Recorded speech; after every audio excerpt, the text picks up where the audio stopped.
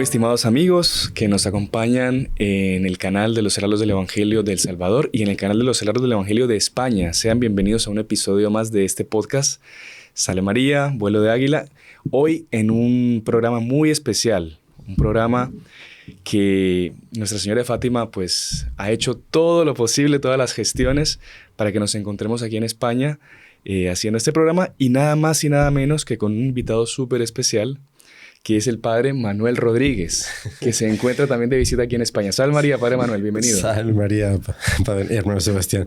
Esto realmente es un milagro porque esta mañana llegando de madrugada aquí y pensar que me iba a invitar a poder participar en este podcast, pues ha sido algo realmente inesperado. Inesperado. Yo nunca pensé que fuera a decirle a usted bienvenido estando aquí en España. O sea, yo tampoco vivo acá, pero bueno, la circunstancia, la providencia nos ha unido aquí. Sí, y es la Virgen que hace todo. Sí. Y desde que sea para hacer bien a los demás, a la gente que sigue pues todo el apostolado de los heraldos, claro. Cualquier esfuerzo es poco, padre, ¿no? Sí, porque yo vengo para el encuentro con los consagrados, las misas que vamos a tener. Así es. En Madrid, en Zaragoza y en Valencia. Ya les daremos más información para que anoten.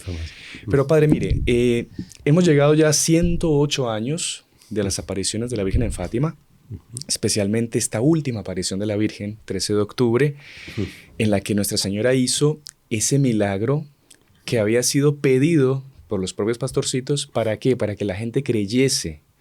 Sí. Como que para que fuese ese sello de autenticidad de que las apariciones de Nuestra Señora y el mensaje de Nuestra Señora creyésemos de que fuera algo auténtico, que era algo real, que no era mentira, que no era ilusión, que los niños estaban diciendo tonterías, ¿no? Es para reflexionar realmente sobre ese detalle, porque no existe, o sea, un acontecimiento de tal magnitud, un milagro, que sea anunciado con fecha, o sea, tal día y la hora. Claro. Dice, a tal día, a tal hora va a acontecer este milagro, ¿no? Va a haber un milagro que todo el mundo va a poder ver para que crea.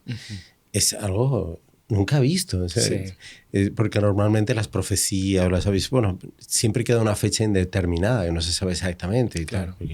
Pero en este caso no, era un milagro avisado con antelación, o sea, como por la gravedad del contenido. Nuestra Señora como que quiebra esa regla que a lo largo de toda la historia de la salvación, desde el Antiguo Testamento, pues, no se daban unas fechas concretas, así, cuando había profecías.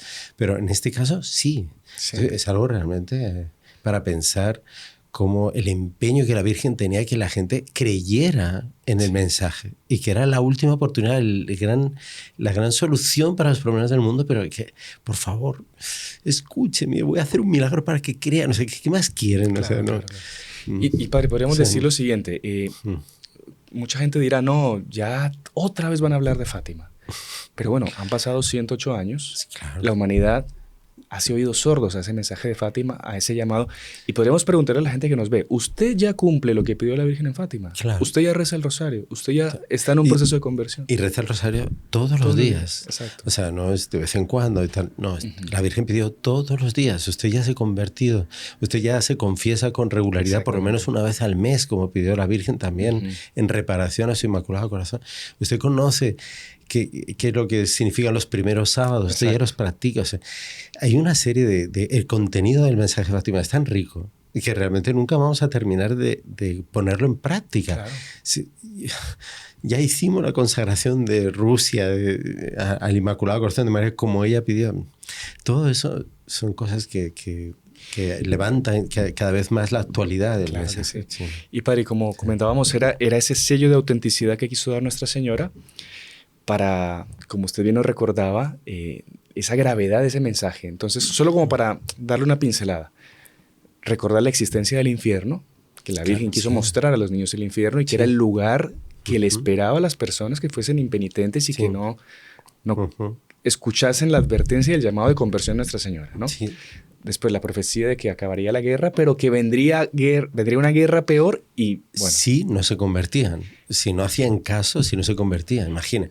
O sea, ¿qué más puede hacer la Virgen para evitar? Y al día de hoy, padre, hay una guerra que casi que nos está tocando las puertas del mundo otra vez. ¿Y será acaso que la humanidad no escuchó el mensaje y la Virgen nuevamente diciendo... Bueno, pues ahí está el tema que me comentaba principal de este podcast, que es el milagro del sol. Así es. Porque, o sea, después de una prueba tan Sí. patente como esa que ni el más ateo podía negarla, entonces, ¿cómo es posible que alguien ponga en duda que lo que está pasando en el mundo no tiene relación con lo que la Virgen habló? Así es. O sea, ese sello de autenticidad es porque es una especie de voz notarial así desde el cielo a través de la Virgen María diciendo, va a ocurrir esto. Dice, si ustedes no cambian. Y estamos viéndolo, estamos Sí. viviéndolo también. Y para cerrar esto del mensaje, la tercera Sí. parte que es como, podríamos decirlo, los mártires del siglo XX, esa visión que tienen los pastorcitos de un papa que es martirizado, un montón de mártires, el ángel pidiendo la conversión del mundo, pidiendo penitencia antes de lanzar un castigo sobre la humanidad y que la Virgen con su luz pues detiene como que a ese ángel que quiere ya infringir ese castigo. Sí. Merecido, ¿no? Sí, una espada de fuego. Así el es. ángel lleva una espada de fuego en la mano izquierda y iba a lanzarla sobre la tierra cuando la Virgen hizo que una luz que salía también de sus manos parara la espada del ángel. Impresionante, sí. Y el ángel gritó 3 veces, penitencia, penitencia, penitencia. Son las únicas palabras de la tercera parte del secreto que han sido publicadas y la gente hace penitencia, hacemos penitencia a la altura de los problemas del mundo, de todo lo que la Virgen pidió. O sea, ¿dónde está la penitencia? Claro. O sea, hoy en día la gente nos hemos vuelto lo más comodones del mundo. Y dice, cuando la vida de los niños nos encanta cuando hacían penitencias, ¿no? Pero ¿y nosotros? ¿De qué somos capaces de privarnos para poder ofrecer realmente a la Virgen como un sacrificio? Algo que cuesta, exacto, pero por amor lo hacemos. Es que la gente se ha olvidado de la penitencia completamente. Ni cumple sus deberes porque cuestan esfuerzo. Entonces, ya hacer algo más por un acto de virtud. Imagínese. ¿No? Así que, padre, bueno, que este programa sirva como un taladro en la conciencia y un llamado a hacer un análisis, un examen de conciencia. ¿Cómo estoy yo delante del mensaje de Fátima, los pedidos de la Virgen?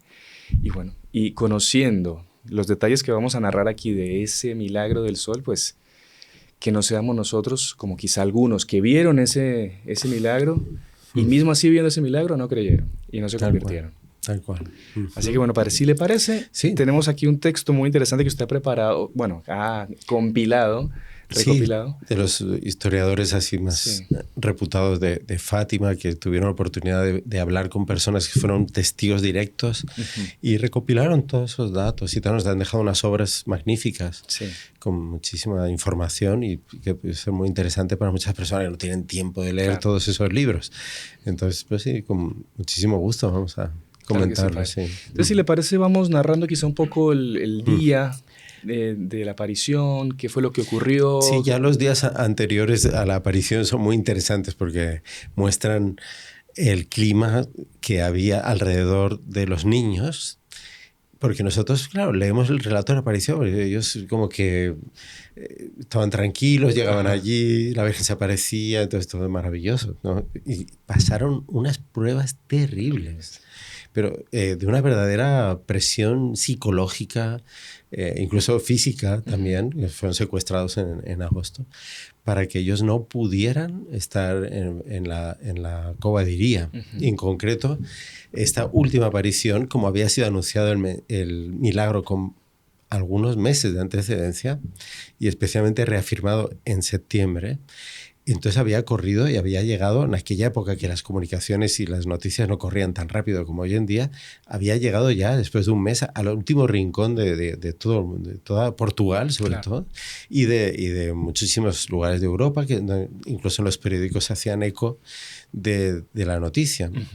Entonces la expectación era enorme, tanto de los devotos sinceros como de la gente que ya estaba predispuesta contra la veracidad de las apariciones y ya se estaban mofando, burlándose y días antes ya empezaron a atacar a los niños y anunciaron en los periódicos incluso diciendo este día se va a descubrir por fin toda esa patraña, esa mentira que la Iglesia, a través de esos pobres niños manipulados y tal, está montando ahí en Fátima. Entonces, imagínese la presión de la cosa. Claro, tremendo, tremendo. Entonces cuenta Sor Lucía y también los parientes de ella que fueron entrevistados por el padre de Marchi, por ejemplo. Dice que los propios vecinos ya estaban tan nerviosos y tal que les decían a ellos, a la mamá de Lucía. María Rosa, la propia señora María Rosa, le decían, no, y llevaros a los niños y que desaparezcan, dice, para que no los pueda encontrar nadie, porque nos van a linchar. Nos van a linchar cuando se vea que todo era mentira, que no iba a haber gran milagro y tal, ¿no? Y entonces la señora María Rosa, que era que, en fin, tenía ese problema de que no podía creer lo que su hija estaba diciendo y incluso le llegó a pegar, así, diciéndole que era una mentirosa, que tenía que reconocerlo. Entonces ella estaba en un estado de excitación que se despertaba por la noche en medio de pesadillas. Y entonces se acercaba a la cama de Lucía llorando y le decía, Lucía, vamos a morir todos. Ese día nos van a matar si no hay milagro y tal. Y Lucía tranquila. Le decía, pero mamá, dice, es seguro, la Virgen va a hacer el milagro. Sí, ella viene siempre. Entonces eso acababa desarmando a la pobre. Incluso el último día por la mañana, antes de ir a la cobadería, le dijo, vamos a confesarnos. No, exactamente, fue el día antes. Vamos a confesarnos porque si morimos, dice, por lo menos estamos confesados, ¿no? Entonces, era un clima muy tenso, muy tenso. Todos recibían muchas presiones y por ejemplo, la hermana mayor también de Lucía, María de los Ángeles, se acercó a los tres niños a solas, con los tres así, y les dijo, mirad, yo comprendo que ahora no os atrevéis a decir que es mentira todo, pero decírmelo a mí. Dice, me lo dices como en secreto para mí. Y yo hablo con el cura y el cura habla después en el sermón. Yo arreglo todo. Yo arreglo todo y a vosotros no os va a pasar nada aunque digáis que es mentira. Claro. Y dice, y así nos libramos ya de todo lo que va a pasar el día 13. Qué tremendo. ¿Eh? No, y lo dijo con tanta insistencia que Jacinta, la pequeñita, ¿no? Imagínense una niña de 7 años, ¿no? Sufriendo constantemente esos ataques de todos. La gente al verla ya le increpaba por la calle. Bueno. Entonces Jacinta, con la vocecita de ella, le dice, bueno, si quieres, yo digo eso, pero es que la Virgen se apareció de verdad. O sea, me diciendo, pero no puedo mentir. Claro, o sea, aunque tú me digas, yo no puedo mentir. Bueno. Y en la casa de Francisco y Jacinta también, el clima también pasaban cosas terribles, ¿no? A veces hubo unos días antes, que apareció un sacerdote, ahora no recuerdo el nombre de él, que era vicario de un pueblo cerca y venía con un hombre que lo llevó. Y él venía pero muy indignado contra los niños. Y fue a hablar con Francisco y Jacinta. Fue a la casa de ellos. Entonces le dijo a los papás que eran unos irresponsables, porque el tío Marto, o sea, el papá de ellos, desde el principio los creyó. Sí. Es porque él, en la rectitud de alma de él y conociendo bien a sus hijos, sabía que no iban a mentir una cosa así. Y después de 6 meses insistiendo que era verdad y tal, él decía, pues claro que es verdad. A diferencia de la madre de Lucía, que ella nunca creyó. Sí, exactamente. No, mismo después del milagro, ella nunca creyó. Increíble. Increíble, sí. Pero ¿cómo podía llegar a eso? No, bueno. Pero bueno, perdón, padre. Entonces llegó el padre, el sacerdote, a hablar con los niños. Sí, y porque Lucía no estaba. Estaba porque había ido, no me acuerdo ahora bien. O sea, estaba Jacinta, creo, y Francisco y Lucía habían ido a hacer un encargo a una aldea cerca y estaban trayendo un burrito con cal, ¿no? Entonces, ahí está. Entonces, y ellos, cuando estaban llegando, ya el sacerdote sale y ya por el camino ya les empieza a increpar y decirles que son unos mentirosos, que tienen que decir la verdad, que están dejando a la iglesia en una situación pésima. Tal, y ahí el tío Marto le dice, pero oiga, pero que les trata a usted así de mentiroso y así usted no sabe. Y el tío Marto los defendió a los niños. Pero eran... E incluso de sacerdotes los dejaba a los niños a veces muy tristes, claro. Sobre todo tristes, de ver la incredulidad, cómo era posible que no creyeran, pero ellos decían, no podemos obligarlos a que crean, pero por lo menos no nos ataquen así, no nos maltraten. Claro.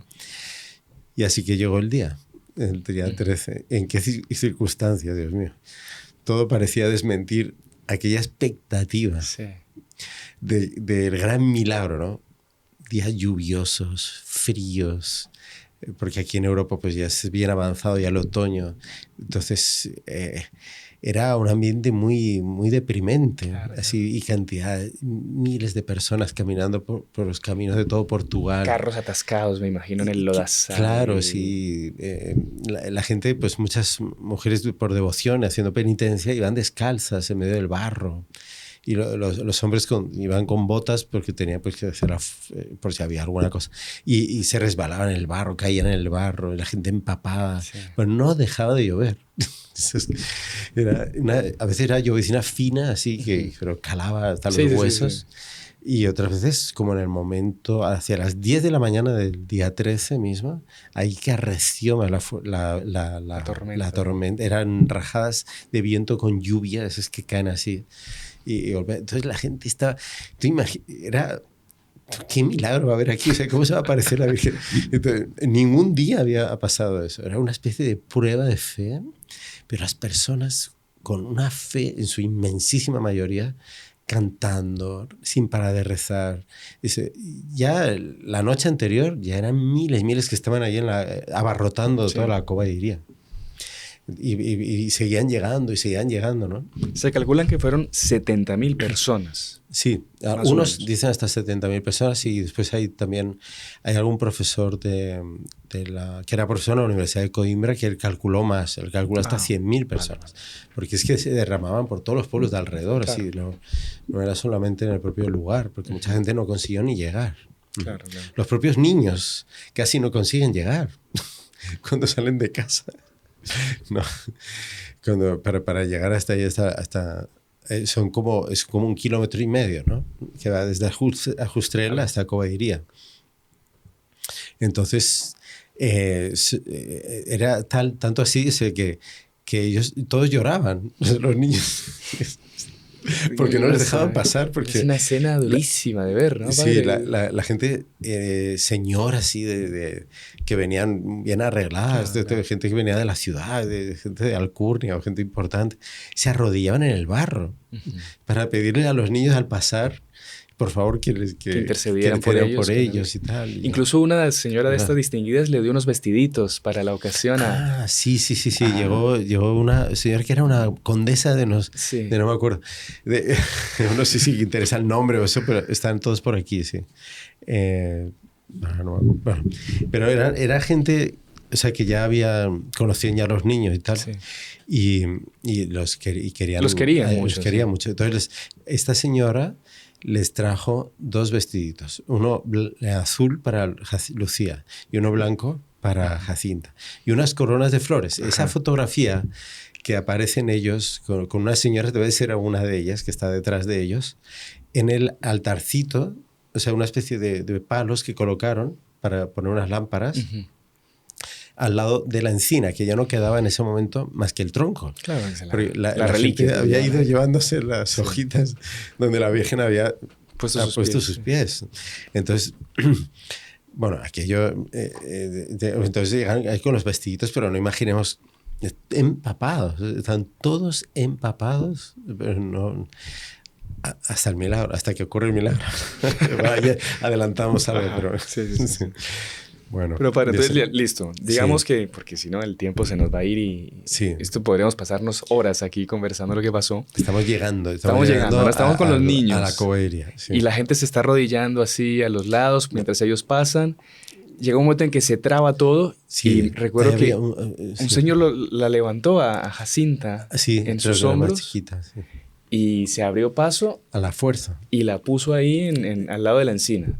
Ujú. Y había un personaje ahí también medio misterioso que estaba rezando su breviario Sí, al lado de la encina. María de Capeliña, que era de las primeras fervorosas creyentes de Fátima, que era una vecina que vivía ahí con su hijito, que era un poquito especial, Ajá. y ella era muy devota y tal. Entonces ella fue le llaman da Capeliña porque ella era la que limpiaba, arreglaba el lugar al lado de la encina. Ya desde el principio quitaba las piedras y todo para dejar un poquito más limpio. Y después fue la gran promotora la que recogió y guardaba en su casa los donativos que la gente dejaba y que la Virgen dijo que eran para hacer una capellita y unas andas, dos andas.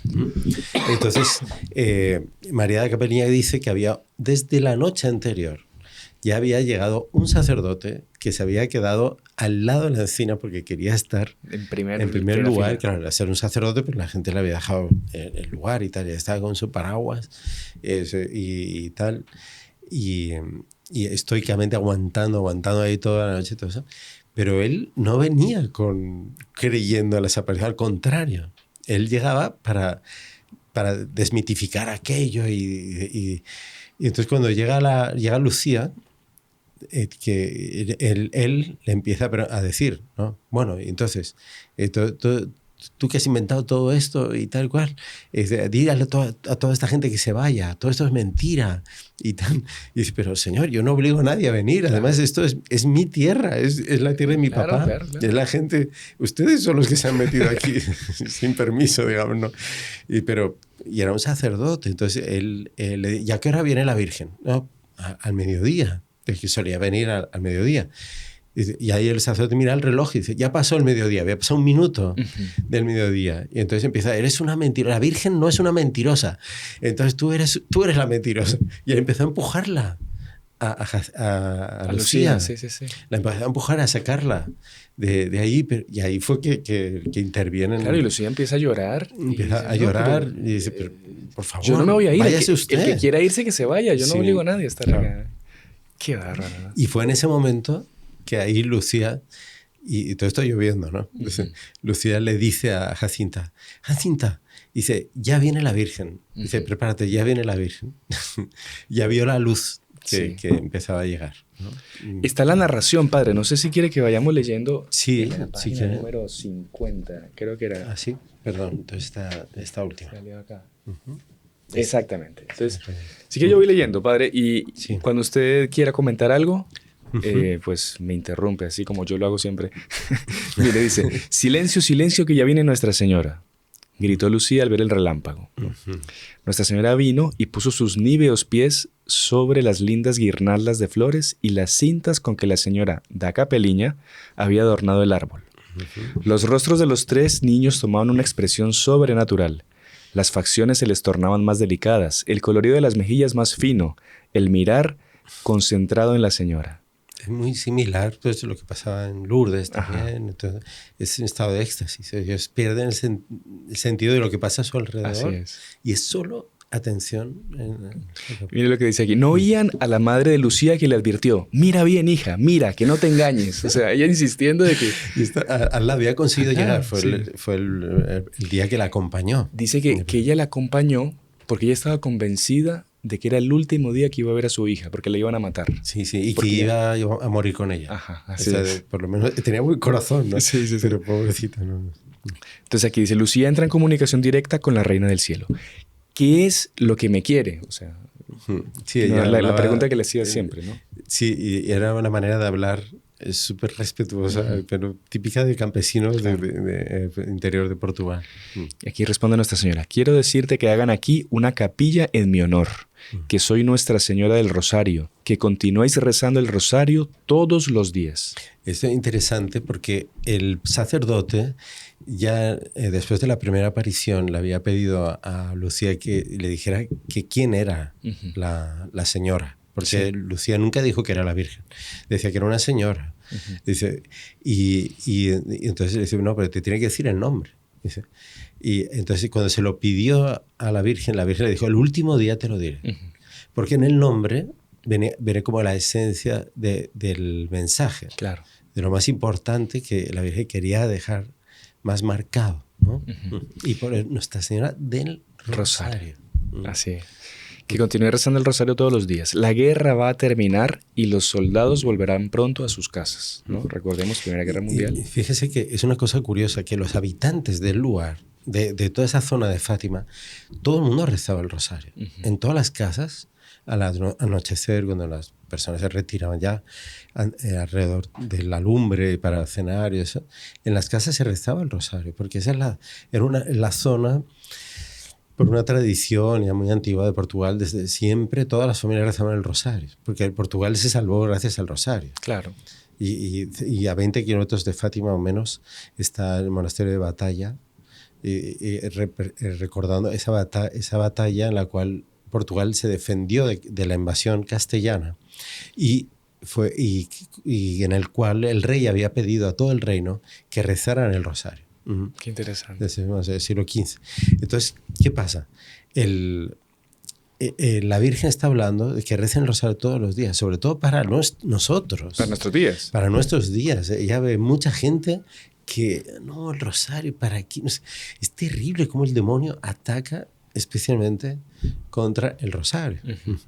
Pero bueno, es incomprensible que un consagrado no reza el rosario, padre. No puede ser. No puede ser. Los consagrados todos tenemos que rezar el rosario. Tenemos esa responsabilidad delante de la Virgen. O sea, ella nos ha dado esa gracia tan grande de estar consagrados y ya nos protege de tal manera. ¿Cómo no rezar el rosario? Es nuestra obligación, lo mínimo, lo básico, agradecer a nuestra Madre Santísima. Bueno, dice aquí la hermana Lucía: tengo muchas peticiones para usted. Sanar unas personas enfermas y convertir a unos pecadores. Responde Nuestra Señora: algunas sí, otras no. Es preciso que se enmienden, que pidan perdón de sus pecados. Y tomando un aspecto muy triste, continuó: que no ofendan más a nuestro Señor, que ya está muy ofendido. Impresionante. Es que la esencia del mensaje es esto.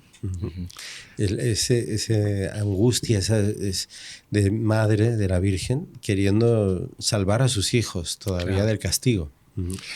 Parece, hay un aspecto muy bonito que cuando uno lee las apariciones y después ve el pedido hecho por el niño Jesús para los primeros sábados de mes, porque fue el niño Jesús el que pidió la reparación a los pecados que se cometen contra el Inmaculado Corazón de María. Entonces, es Nuestra Señora pidiendo que no ofendan más a su hijo, y es el hijo pidiendo que por favor no ofendan a su madre. Es muy bonito esa... Es súper lindo, es muy bonito, muy bonito. Esa relación de los dos así, defendiéndose el uno al otro, ¿no? Sí, claro. Bueno, y dice aquí, padre, ¿por qué Nuestra Señora dice que a unos sí va a sanar y a otros no? ¿Será que las enfermedades para algunas personas son convenientes o no? Claro, porque cada uno tenemos como que una misión que cumplir aquí en la tierra. Y uno piensa a veces que los más importantes son los que aparecen en los libros de historia, ¿no? Que si el presidente no sé qué, que si el general no sé cuántos, que si... No. Y esto delante de Dios, pues sí, tiene su papel, pero no es lo más importante. A veces son almas que son capaces de sufrir una enfermedad con tal paciencia y con tal amor, como nuestro Señor cargó todos sus dolores, que ellos cambian el rumbo de la historia y acaban salvando incluso a naciones enteras, ¿no? Que se pueden convertir, recibir una gracia porque hay un alma que se está sacrificando por los otros, por los pecadores. Claro. Y entonces el valor del sufrimiento, de la enfermedad, visto desde la eternidad, es muy diferente de como lo vemos nosotros, que muchas veces lo consideramos algo malo. Un castigo, una castigo maldición. Incluso. Y al revés, puede ser una gran bendición para esa alma, para que en concreto va a recibir las gracias para poder llevar la cruz de la enfermedad con esa fuerza, pero que tiene un valor es fabuloso, es un misterio, porque la providencia quiso unir el sufrimiento a la conversión. Así es. Y a la enmienda de los pecadores. Y aquí, bueno, continúa la hermana Lucía. No quiere nada más de mí, dice Nuestra Señora, no quiero nada más. Y ahí dice Lucía, yo tampoco quiero nada más. Sí, ¿no? Si nos tocase a nosotros, sí, tendríamos una lista de cosas, ¿no? Claro. Pero ella se daba cuenta en el sentido común de ella que ya estaba completo. El ciclo de las apariciones, el mensaje, ya había quedado más que claro. Incluso para la mentalidad de 3 niños, que muchas cosas no entendían, no sabían quién era Rusia, eso sí, lo iban a saber después. Claro. Pero fíjense, que sean capaces de entenderlo 3 niños y que todos nosotros no seamos capaces de ponerlo en práctica, algo tan sencillo, ¿no? Así es. Bueno, padre, en este momento, narra aquí, no voy a leerlo así textual, que Nuestra Señora se empezó a alejar y que Lucía volvió a gritar, allá va, allá va, allá va. Y ahí en ese momento es que comienzan a darse los fenómenos en el cielo, las diferentes apariciones que hubo y el famoso milagro del sol. Pero padre, para no interrumpir esta parte, vamos a hacer ahorita una pequeña pausa, ¿no? De acuerdo. Por favor, no se despeguen porque viene la parte más suculenta, más importante y... El milagro. El milagro en sí, ¿no? El gran milagro que además no es solo del sol. Así es. Entonces, miren con mucha atención el siguiente consejo que les va a dar el Padre Manuel y ya regresamos con la segunda parte de nuestro programa. Salve María, queridos consagrados. Quiero aprovechar esta pausa para darles este anuncio importantísimo porque hemos venido a España para tener un encuentro todos los consagrados, poderle darle gracias a Dios por todo lo que estamos viviendo junto a nuestra Madre Santísima y haremos 3 misas. Una será en Getafe, cerca de Madrid, en el Santuario del Sagrado Corazón de Jesús en el Cerro de los Ángeles.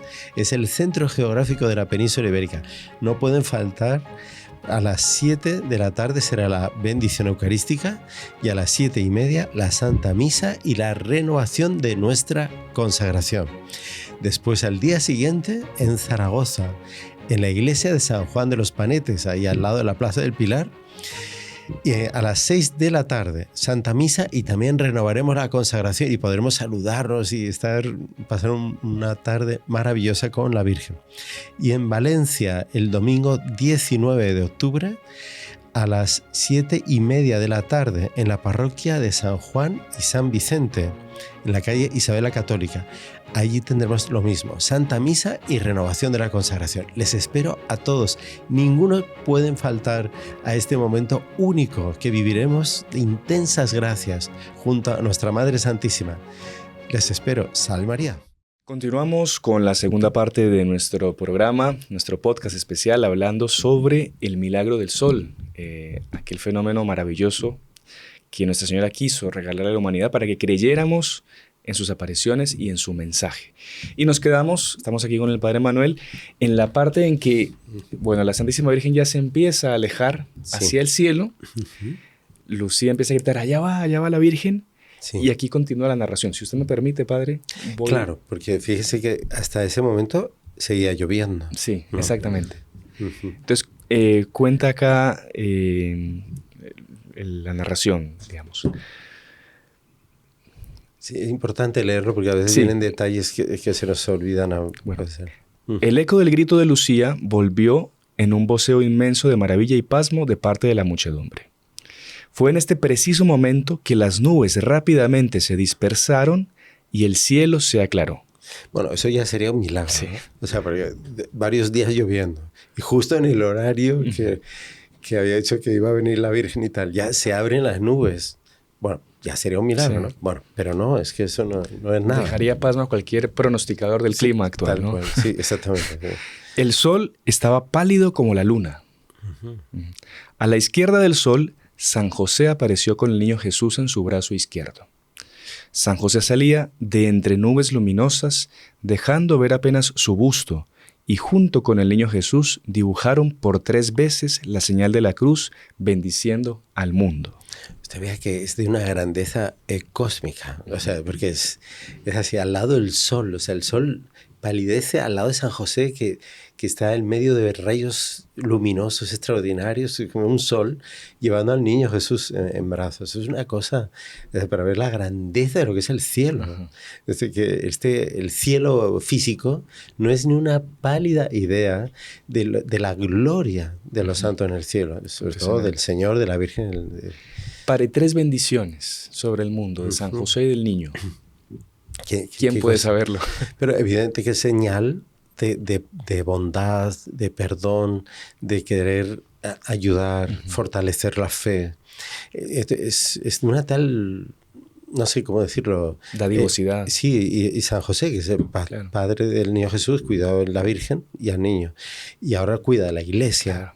O sea, es que tenemos que confiar en él, ¿no? Sí, confiar e invocarlo mucho más también. Mucho más de lo que pensamos, ¿no? Que como la Virgen y San José están tan unidos en su vida, como nosotros podemos separar de nuestra devoción. No es imposible. Continúa la narración aquí. Mientras San José lo hacía, la bendición, Nuestra Señora estaba en todo su resplandor a la derecha del sol, vestida en azul y blanco como Nuestra Señora del Rosario. Es la Sagrada Familia que aparece, ¿no? Es impresionante eso. Usted no sabría qué mirar, ¿no? Porque San José por un lado, el niño Jesús, la Virgen por otro, el sol. O sea, es una cosa grandiosa. Férica. Parece que ella comentó después que esta primera visión se refería a los misterios gozosos del Rosario. Sí. Mientras tanto, Francisco y Jacinta estaban bañados en los colores y señales maravillosos del sol, y Lucía tuvo el privilegio de ver a nuestro Señor vestido de rojo como el Divino Redentor bendiciendo al mundo, como Nuestra Señora había vaticinado. Al igual que San José, era visible apenas su busto. A su lado estaba su Madre Santísima con las características de Nuestra Señora de los Dolores, vestida de rosa pero sin espadas en el pecho. Impresionante. Impresionante, ¿no? Los misterios dolorosos. Uh-huh. Son 3 grandes visiones, ¿no? Terminada esta visión, la Santísima Virgen se aparecía a Lucía otra vez en todo su resplandor etéreo, usando finalmente el simple manto de Nuestra Señora del Carmen. Pero qué impresionante eso, ¿no? Y ella dice que tiene relación, claro, con el escapulario de la Virgen del Carmen. O sea, como son devociones tan antiguas de la Virgen, todo tienen relación y todos son importantes. San José, el escapulario del Carmen y tal, para los tiempos que nos tocan vivir. Exactamente.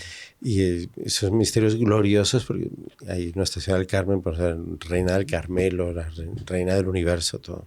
Así es. Mientras los niños contemplaban extáticos a las celestiales visiones, se obraban en los cielos contundentes y pasmosos milagros ante los ojos de incontables millares de personas. O sea, estas visiones de los niños, perdón, de Nuestra Señora, de los misterios gloriosos, gozosos, dolorosos de San José, solo los niños lo veían. Solamente, sí. Lo que las personas veían era solo el avalo cósmico, como claro, para darle el nombre técnico. Y ahí está la cosa. Los niños ya creían las apariciones. Ellos no necesitaban ninguna prueba física, digamos, palpable, tangible. Ellos ya tenían certeza total de que la Virgen aparecía, la veían. El milagro del sol es para que crean los otros. Así es. Los incrédulos, empezando de la mamá de Lucía hasta el periodista que venía del periódico ateo de Lisboa, venía a dar su crónica de la farsa de Fátima. ¿No? Que todo el mundo, nadie pudiera negar que había habido un milagro. Era un milagro aplastante, digamos. Sí, exacto. Bueno, lo que veía la gente, el sol había asumido un color extraordinario. Las palabras de los testigos oculares mejor describen estas señales estupendas. La gente, atestigua el tío Marto, miraba fijamente al sol sin que le dañara. Eso ya es un milagro también. Sí, claro, exactamente. Y que quede claro, porque creo que después hay un profesor de la universidad también de Coimbra, un científico, que él decía, a mí no me gusta esa descripción que hacen los periódicos de que era como simplemente un disco de plata, así, no. Era otra cosa, era muy diferente. No era esa niebla que a veces cubre el sol y que permite verlo. Sí. Y dice, no había ninguna niebla. Y el sol aparecía como un disco, incluso con los bordes como si estuvieran biselados. Nacarado. O sea, y sí, como si no, fuera- porque claro, iba cambiando de Sí, colores. Iba del amarillo, verde, azul, rojo. Qué bonito. Y giró, al primero giró 3 veces, ¿no? Sobre sí mismo, en el mismo lugar. Ya soltando llamaradas de fuego alrededor. Un espectáculo. Parecía como si se oscureciese e iluminase sucesivamente. Lanzaba manojos de luz a un lado y al otro, y todo lo pintaba de distintos colores: los árboles y la gente, el suelo y el aire. Pero lo más notable era que el sol no dañaba la vista. Un hombre como Tío Marto, que trabajaba con sus rebaños todos los días en los campos abiertos y cuidaba de su jardín bajo el sol ardiente de la sierra portuguesa, se maravillaba por ese hecho. Todos clavaban la vista en el astro rey tranquila y sosegadamente. Todo el mundo viendo el sol sin ningún daño ocular. ni nada. En lo que se refiere a la vista, porque sosegadamente, Sí. o sea, vaya cada uno que empezó a entrar Es en pánico, ¿no? Sí. De improviso el sol se para y comienza a danzar y bailar. Y otra vez comienza a danzar y a bailar hasta que por fin pareció que se desprendía del cielo y venía encima de la gente. Fue un momento terrible. Ahí sí la gente ya Sí. siente que llegó el fin del mundo. Ajá. El fin del mundo, o sea, bueno, no sé si después debe haber algún relato así, ¿no? Pero la Sí. gente gritaba, rezaban el credo. Milagro, milagro, gente que grita. Es interesante porque este padre de Marquis, él consiguió entrevistar a un montón de personas Sí. que vieron. Sí, no solo de ahí mismo, de Fátima, sino hasta 40 kilómetros de distancia, de pueblos lejanos que no sabían lo que estaba pasando en Fátima, vieron exactamente lo mismo. Incluso hay un relato muy interesante, no sé, de uno que era un niño en la época de las apariciones, estaba en el colegio, ¿no? Ujú. Y cuenta que incluso tenía una profesora que se burlaba de las cosas de Fátima y de la gente que pasaba por el pueblo camino Sí. a Fátima, ¿no? Y que cuando empezó el milagro, todo el mundo salió de la escuela, salió a la calle para ver el sol, ¿no? La gente que gritaba y tal. Ajá, sí, aquí está el milagro, Sí, o sea, la narración del niño. Ajá. Aquí hay una cosa Ah, sí. súper pintoresca, padre, Vale. que la cuenta la María da Capeliña. ¿no? Sí, Le cuenta sí, al padre.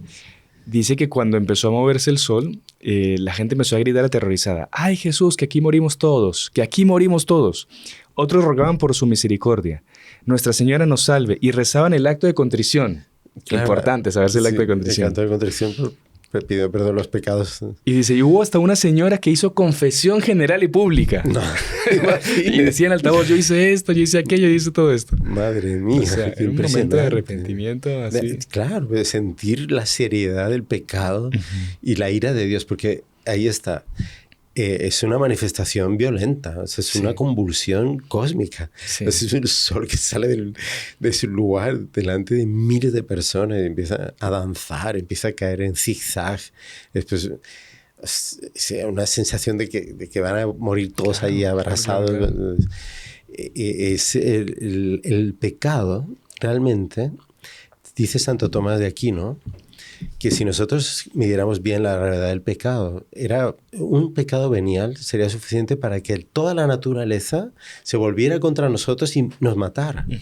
Porque estamos rompiendo el orden del universo que Dios estableció de una manera maravillosa, extraordinaria, para nuestro bien. Sí. Y nosotros usamos mal de las criaturas para, en vez de darle gloria a Dios, ofenderlo. Claro. Entonces es algo tan grave el pecado que está representado en ese deslocamiento del sol, ¿no? Claro. Y ¿sabe qué es interesante? Bueno, usted entró en el tema este de la importancia de nuestros actos y lo que es la dignidad del ser humano también, padre, porque como los actos buenos o malos que el ser humano hace, a los ojos de Dios tienen mucho valor. Y por eso es que Él o premia o castiga. Si el ser humano para Dios no fuese nada, no le importase, entonces le daría igual. Le daría igual.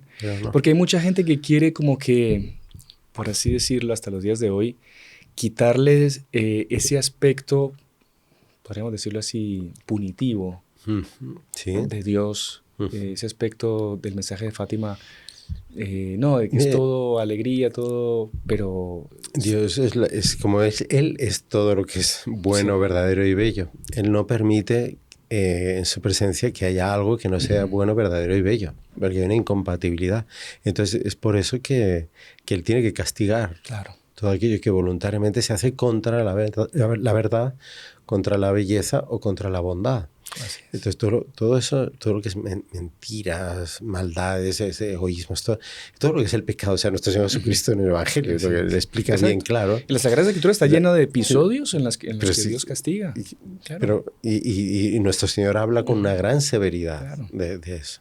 Él es la misericordia. Él habla de eso, del castigo también, para, aunque no sea por el amor, que por el temor, muchos se acercan a Él. Y ahí empiezan a entender el amor de Él y la misericordia. Pero hay gente, por 1000 problemas psicológicos, trabas y cosas, que no entran por el camino del amor. Claro. Entonces necesitan ese lado, sentir la severidad de Dios delante del pecado. Pero es una severidad de padre también, ¿no? Claro, sí. Incluso hay una frase, no me acuerdo si es un profeta, yo estoy en una memoria pésima, que dice que nos has olvidado tanto que ya no nos castigas. Exactamente. Algo así, ¿no? Sí. Y qué padre hay que ame a su hijo, que no lo castigue y que no lo corrija. Porque el peor castigo es como que cuando, eso lo decía el doctor Plinio, es cuando Dios parece como que olvidarse de la humanidad, es decir, ahora arreglároslas. Haga lo que le da la gana. Sí, y ahí vienen todos los desastres, que es lo que estamos viendo hoy en día, ¿no? Sí. Y es una especie de como que se agotó, no sé, estoy tal vez diciendo una herejía, porque no se puede agotar, porque es infinita la misericordia de Dios. Pero cuando vemos este tipo de señales y el contenido del propio tercer secreto, habla claramente de eso. De toda esta situación. Es tremendo. Castigo es castigo. Es siempre con una intención sanadora. Por supuesto. De corregir y traer al bien, ¿no? Así es. Pero depende, la última palabra la tiene el hombre.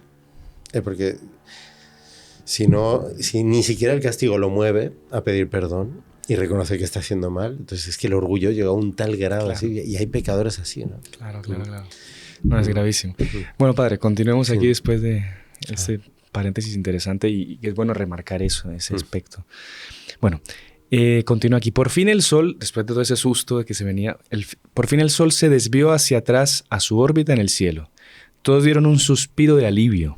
Estábamos vivos y había tenido lugar el milagro que los niños habían anunciado. Nuestro Señor, ya tan ofendido por los pecados de la humanidad y en especial por el trato a los niños, por parte de los funcionarios del distrito, fácilmente pudiese haber destruido el mundo ese día memorable. Sin embargo, nuestro Señor no vino a destruir, sino a salvar. Claro. Salvó al mundo ese día por medio de la bendición del bienaventurado San José y el amor del Inmaculado Corazón de María para con sus hijos en la tierra. Nuestro Señor había detenido la gran guerra mundial que entonces estallaba y concedido la paz al mundo por medio de San José. Jacinta declaró más tarde: si los niños no hubiesen sido detenidos y llevados a Orén cuando fueron secuestrados, en agosto.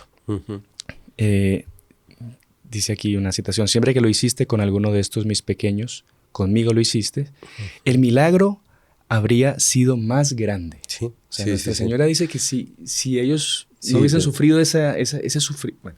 Bueno, porque fíjense que ellos no pudieron estar el 13 de agosto en el Coveiría. La Virgen se apareció después, ya cuando los soltaron, varios días después. Pero entonces los niños decían eso: el milagro hubiese sido más grande todavía. ¿Qué habría sido? Dios mío, a lo mejor hubiera visto la humanidad entera, no solo. Porque, por cierto, el milagro del sol también se repitió en otros momentos. Sí. E incluso fue visto por el Papa Pío XII. Exactamente. En Roma, que es el Papa en fin. En el año 1951, él cuenta que él estaba rezando en los jardines vaticanos. Era la clausura del Año Santo de 1950. Que declaró el dogma de la Asunción de Nuestra Señora junto a todos los obispos del mundo, que de esta forma fue que se declaró el dogma. Y la imagen de la Virgen de Fátima se encontraba de visita en Roma.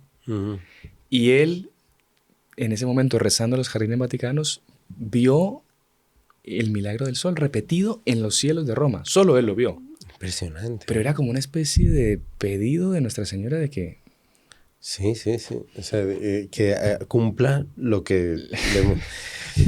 el mandato que ya había hecho. No sé si fue a raíz de eso, creo que fue un poquito después, ¿no? Cuando ya estaba más enfermo, que pide que le manden el mensaje de Fátima. El tercer secreto. Sí.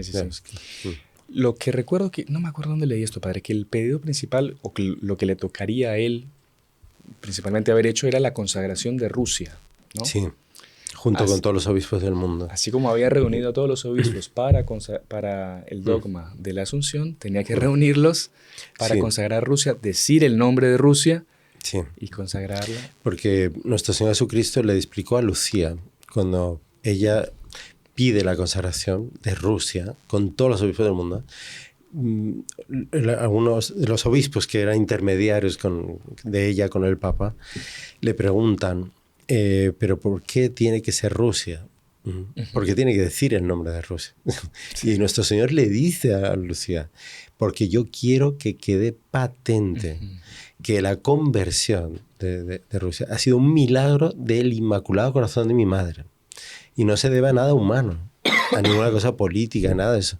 No, esto es una cuestión de fe y es el poder que tiene el Papa, en este caso, para manifestar esa unión de toda la Iglesia con él. Dice que fuera hecho con todos los obispos, expresamente para convertir Rusia. Sí. Y no fue hecho. Sí. Bueno, es bien curioso, ¿no? Porque lo tuvo en sus manos y no fue hecho así. Padre, yo no sé si quiere que comentar algo más al respecto de los diarios que hicieron la publicación. Sí, o sea, hay testimonios muy interesantes con muchos detalles que dan al respecto del fenómeno físico, ¿no? Sí. Porque, claro, como ellos eran catedráticos de física de la Universidad de Coimbra, creo que se llamaba Garret, no sé qué. Sí. Creo que lo vi por aquí. Sí. Bueno, y después, ¿qué pasa? Todo el mundo decía que era milagro, porque el doctor Almeida Garret, catedrático de la Universidad de Coimbra. Él está allí desde el inicio del día, asistiendo todo desde un poco más lejos, desde arriba de la cobadería, veía toda la muchedumbre abajo. Así es donde hoy en día está la basílica. Sí. Él estaba más o menos por allí. Entonces hace un relato muy claro, incluso de todas las reacciones psicológicas de las personas y tal.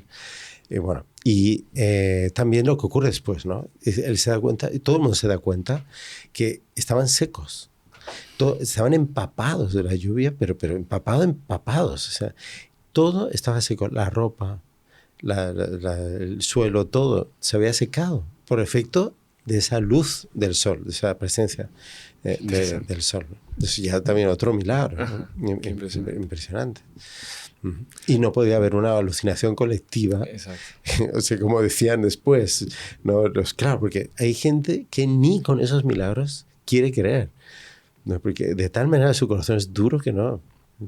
Qué bárbaro. Hasta los periódicos anticlericales que habían ido ahí para burlarse tuvieron que publicar que había bailado el sol, que realmente hubo el fenómeno, porque ellos lo sí, era imposible negar. O sea. Posteriormente, claro, es que se crea todo ese clima contra Fátima y tal, y incluso cuando ya se construye la capeliña, un poco tiempo después, fue en 1921, que pusieron una bomba en la capeliña, ¿no? La volaron por los aires con dinamita. Ah, sí, la primera capilla. Sí, la primera capillita. No, es la que existe hoy en día. Actualmente fue reconstruida. Sí. No fue destruida del todo. Quedaron algunos pedazos de las paredes, ¿no? Pero qué maldad, padre, por Dios, ¿no? Eso... sí, claro, pero fíjese, es que ahí está, es la maldad del hombre, es capaz de rechazar hasta una evidencia científica, digamos. Qué fuerte. Sí. Padre, y bueno, como el tiempo es nuestro peor enemigo siempre, usted lo sabe muy bien. Sí. Como para concluir, padre, después de haber leído, de haber estudiado con cierta profundidad pues, lo que fue este milagro de Fátima, este milagro del sol, y para dejarle a la gente, como siempre decía Monseñor Juan, esa esperanza, esa certeza de la victoria, ese triunfo del Inmaculado Corazón de María en un mundo que se cae a los pedazos, que estamos al borde de cataclismos, que políticamente ya no sabemos qué más puede empeorar económicamente. ¿qué mensaje podemos decirle a la gente? Pero si es que esto mismo lo hemos leído antes, ¿no? Las palabras, entre el diálogo de Lucía y la Virgen, el último diálogo en Fátima. Es clarísimo, ¿no? Y Lucía le dice, ¿quieres decirme algo más? Dice, no, ya he dicho todo lo que tengo que decir. Así es. O sea, rezad el rosario todos los días. Sí. Dice, dejar de ofender a mi hijo, que ya está muy ofendido hace 108 años. Si hace 108 años se cometiera una centésima de los pecados que cometen hoy en día, solamente con el aborto, con tantas cosas así, ¿no? Pero yo no sé, o sea, no sé si el sol hubiese vuelto a su lugar. Así. O sea, ¿dónde estamos? O sea, ¿la humanidad ha subido o ha bajado? Dice desde entonces. Entonces, ¿qué tenemos que hacer? Cumplir lo que la Virgen pidió, no hay más. Y tener la certeza de que ella nos va a guiar, nos va a proteger como protegió a los niños y como ha protegido a todas las almas que han confiado en ella toda la historia. Así que con mucha paz, recemos el rosario, tratemos de ser mejores, cumplir los mandamientos y ya está. Y tener esa certeza de que con Nuestra Señora, o sea, venga lo que venga, sí. ella nos va a llevar a ese... Sí, hay un ejemplo muy interesante que puso el padre Rodrigo Fuyama en el podcast que hicieron sobre Fátima en Brasil, y él decía, imagínense que usted Nuestra Señora se le aparece y le dice, vamos a ponerlo aquí en España, usted tiene que ir de aquí de Madrid a Zaragoza el 18 para la misa del Padre Manuel, y usted tranquilo que usted va a llegar sano y salvo. Pero tiene que irse en ese carro. Y usted ve el carro, un carro con una sola rueda, el motor saliendo humo, los vidrios quebrados. Pero si Nuestra Señora le prometió que usted va a llegar sano y salvo, súbase en ese vehículo tranquilo, que ella se va a encargar de llevarlo. Claro. Es solo confiar. Porque ella no miente, padre. Esa palabra confianza. La confianza es la clave. Sí, confiar. Y no importa que seamos débiles. Los niños eran muy débiles. Que no seamos catedráticos de la universidad. que no seamos... Que no tengamos, no sé, una salud de hierro. Tranquilos. Confianza. Así es. Confianza que vamos a cumplir nuestra misión en la tierra y vamos a llegar al cielo, y además vamos a preparar el triunfo del Inmaculado Corazón. Porque el triunfo del Inmaculado Corazón no va a ser una cosa que van a venir los ángeles y lo van a hacer. Nosotros. Así es. Y es con nuestra vida, cada día, cada momento. Ahí está la clave del mensaje, que está al alcance de todos nosotros cumplir. Padre, y ser un consagrado a Nuestra Señora es como una especie de señal de predilección, un llamado especial para ser parte de ese reino de María. Yo creo que estamos ya en una inminencia de estos acontecimientos, de esa intervención de la Virgen, y que las consagraciones son un gran paso en ese sentido, de preparar a la humanidad para esto. Así es, padre. Así que, ¿qué mejor? No podemos estar mejor que nosotros, consagrados, asistiendo a este podcast, rezando. Con nuestras miserias, sí, pero confianza. Así es. Mientras más miserables, más confianza tenemos que tener. No hay de otra. Padre, yo quería agradecerle por su tiempo, por su paciencia. Yo sé que usted acaba de llegar hoy de viaje, está cansado, pero, en fin, padre. Ahora me acordé de una cosa pintoresca de Fátima. Claro. Así lo cuento así rápido. Sí, claro. Que no hagamos como hizo el hermano de Francisco de Jacinta, que se llama Juan Marto. Resulta que yo lo conocía él personalmente, porque él estaba vivo cuando íbamos en peregrinaciones. Yo creo que falleció ya entrando en los años 90. Y él estaba siempre al lado de los Baliños, ahí al final de Aljustrel, que era donde fue la aparición en agosto, porque él tuvo un papel muy importante en esa aparición, porque Jacinta no estaba. Entonces, cuando empezó a llegar la luz, era el relámpago, porque no era 13, ni era la Cova de Iria, entonces, que habían estado secuestrados. Entonces, Lucía le dice a él, dice, ves a buscar a Jacinta porque no puede faltar. Y entonces él dice, no, pero yo también quiero estar aquí. No, pero mira, yo te doy estos céntimos que tengo en el bolsillo. Y sacó una monedita y entonces se la dio, y él salió corriendo a buscar a Jacinta y la llevó hasta... Y llegaron los dos corriendo a Baliños, y ahí llegó la Virgen. Solo que él esperaba ver a la Virgen y no la vio. Entonces, él, ¿sabe lo que hizo? Eso es lo que nosotros no podemos hacer, ¿no? Como no salió como él pensaba, su plan de niño, digamos, él no estuvo el 13 de octubre en la Cova de Iria, y más, no quiso ver el milagro.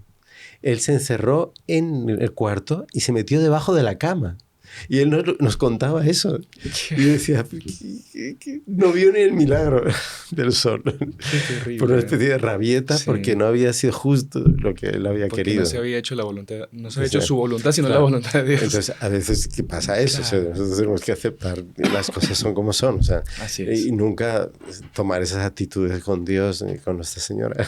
Qué interesante, padre. Sí. Muy, muy buen hecho para, Sí, pintoresco. para terminar el programa. Bueno, Muy buen consejo también, ¿no? sí. Siempre aceptar lo que Dios Sí, claro. quiera.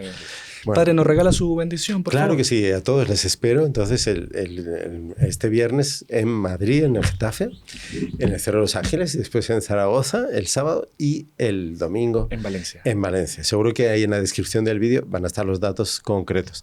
Y para todos una gran bendición. El Señor esté con ustedes. Y con tu espíritu. Y que la bendición de Dios Todopoderoso, Padre, Hijo y Espíritu Santo, descienda sobre ustedes y permanezca para siempre. Amén. Salve María. Salve María.